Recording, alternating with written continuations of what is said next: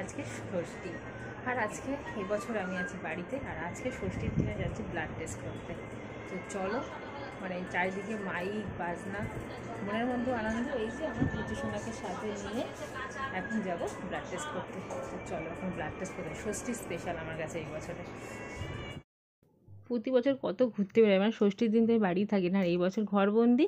কিন্তু দেখো, ঠাকুর আমাকে ঠিক ষষ্ঠীর দিন বের করে নিয়ে এসেছে। ব্লাড টেস্ট যেখানে করতে গেছিলাম তার পাশেই ছিল একটা পূজা মণ্ডপ, তো সেখানেই আমরা মাকে দর্শন করলাম। ভাবলাম এসছে তখন একটুখানি মায়ের মুখটা দেখেই যাই।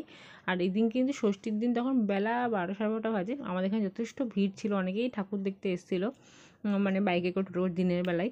তো আমিও মাকে দর্শন করে নিলাম।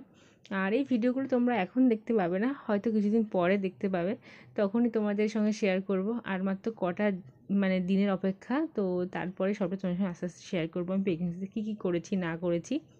আর এই দিনকে আমি আর মা এসেছিলাম ব্লাড টেস্ট করতে, মা আমার সাথে থাকেই, একা একা তো আসা সম্ভব না এই সময়। তো ব্লাড টেস্ট করে দেখো আজকের দিনে রক্ত দিয়ে আসলাম, আর কি করা যাবে। আমি আমার প্রেগনেন্সি জার্নিটা সবটা তোমার সঙ্গে শেয়ার করবো, ছোটো ছোটো ক্লিপের মাধ্যমে সব রেখে দিচ্ছি, তোমাদের আস্তে আস্তে সব পরে শেয়ার করবো। যে অনেক বাড়ির থেকে থাকে যে না এই মুহূর্তে শেয়ার করিস না, কিছুদিন পরে কর, সবটা ভালোভাবে মিটে যায়, তারপরে আমি সবটা তোমার সঙ্গে শেয়ার করবো। তার জন্য তোমরা অবশ্যই কিন্তু পাশে থেকো, আর দেখা হচ্ছে খুব শীঘ্রই নতুন কোনো ব্লগ নিয়ে।